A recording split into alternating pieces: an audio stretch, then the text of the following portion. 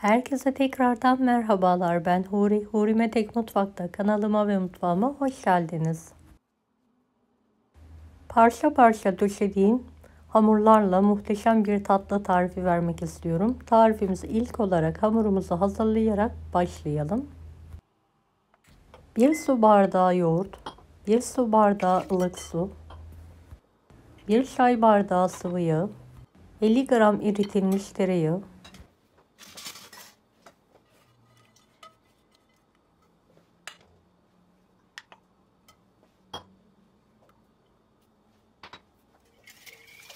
1 adet tam yumurta, 2 yemek kaşığı sirke, 1 paket kabartma tozu,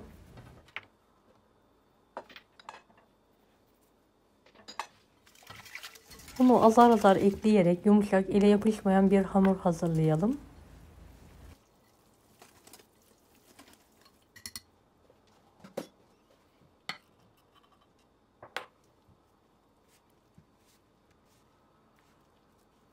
Hamurumuzu toparlayana kadar yoğurmaya devam edelim.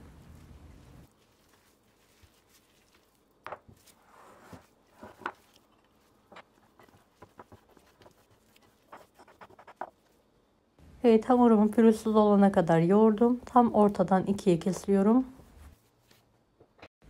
Evet, hamurumuzu 8 eşit olacak şekilde bezelere keselim ve yuvarlayalım.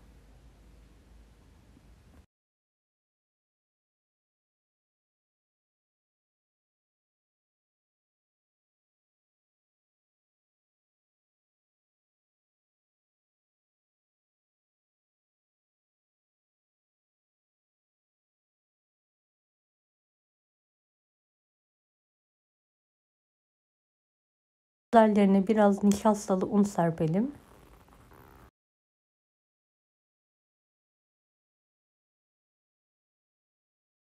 İki bezeyi üst üste alarak oklava yardımıyla ince olana kadar açalım.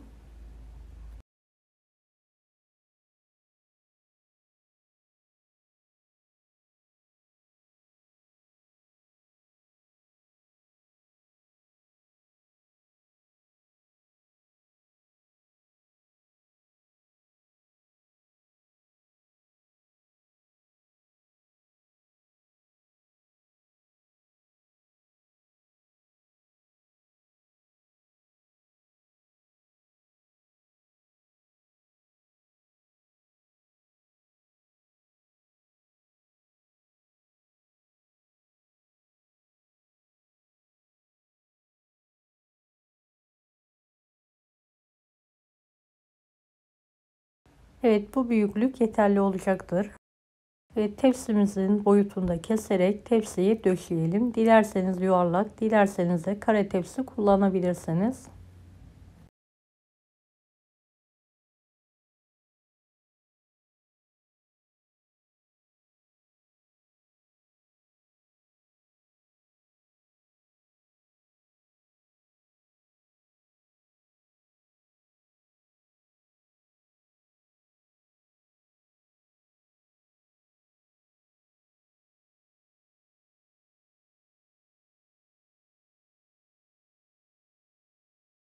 Diğer iki bezeyi de aynı şekilde açalım.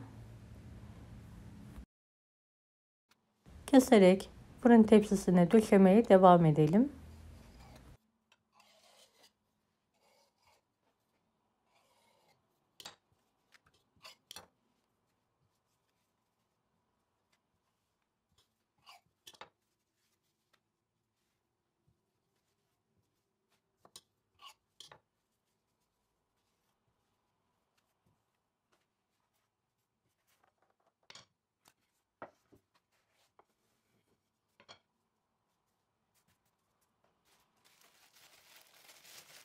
Tam orta kısmına ince çekilmiş ceviz serpelim. Dilerseniz fındık, fıstık da kullanabilirsiniz.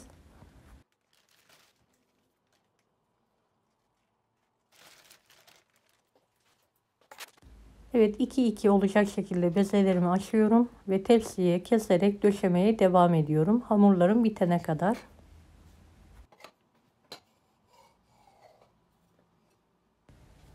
Videomu izlerken buraya kadar geldiyseniz yorum kısmına herhangi bir emoji bırakırsanız bana destek olmak için sevinirim.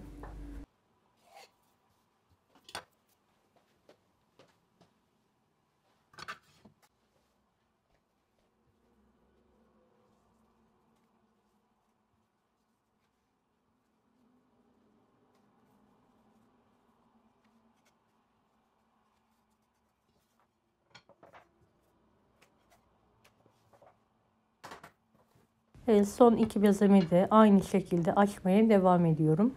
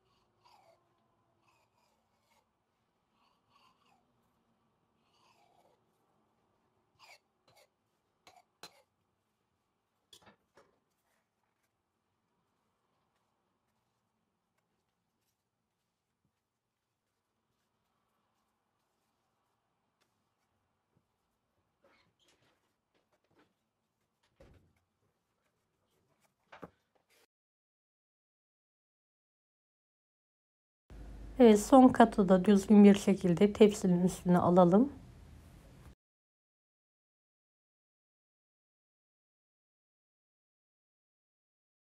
Evet, artık keskin bir bıçak yardımıyla dilediğiniz şekilde kesebilirsiniz.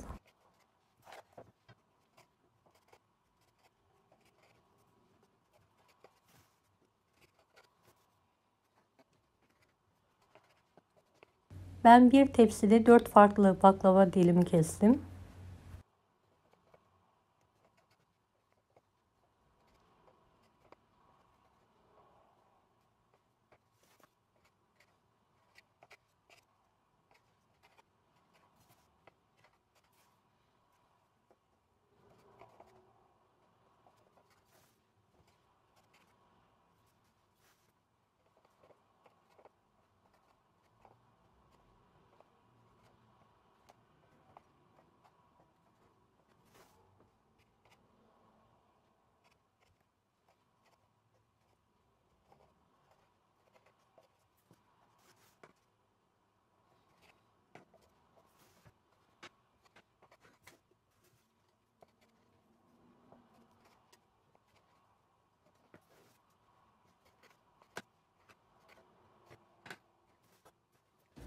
Evet, baklavamızı kestikten sonra 250 gram saf tereyağı, 1 çay bardağı sıvı yağ ile karıştırarak her tarafına gelecek şekilde bir kaşık yardımıyla üzerlerine gezdirelim.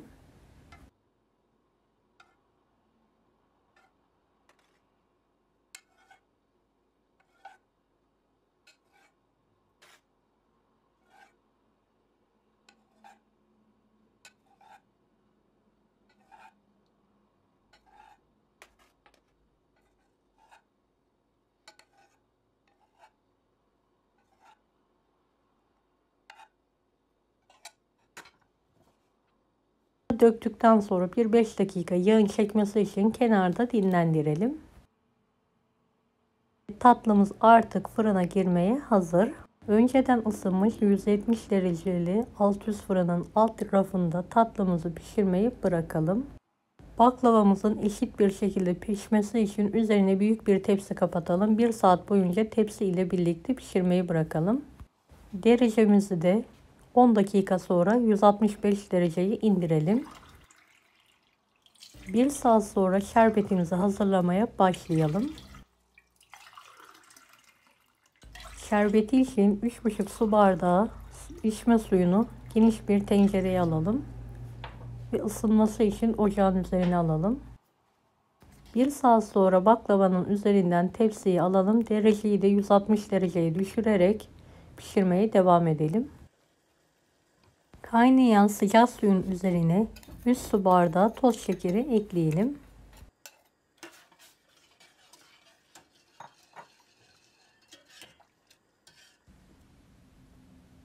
3-4 damla limonun suyunu sıkalım. Kaynamaya başlayınca ocağımızı kısık ayara ayarlayalım ve dakika tutalım. 20 dakika sonra bir küçük parça tereyağı atalım.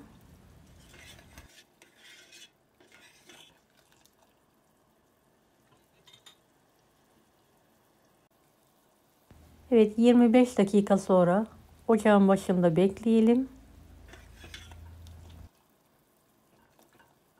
Şerbet kepçeden ağır bir şekilde akmaya başlayınca altını kapatalım.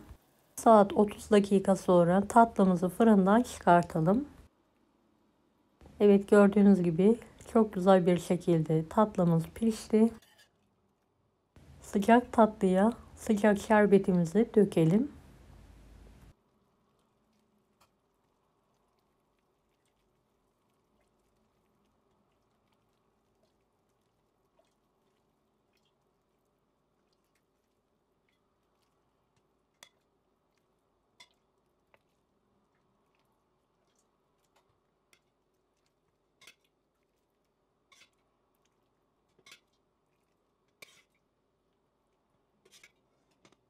Evet, şerbetimizi döktükten sonra 1 saat kendi halinde dinlenmeye bırakalım. 1 saat sonra ikrama ve yemeği hazırlayabilirsiniz.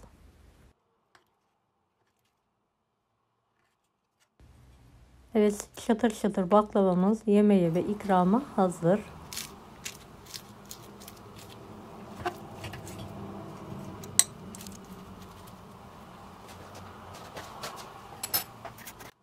Deneyecek olanlara şimdiden kolaylıklar dilerim. Kanalıma ücretsiz abone olmayı unutmayın.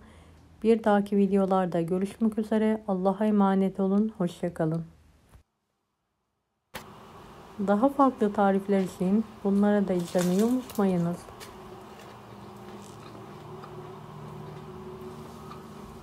Afiyet şifa olsun herkese.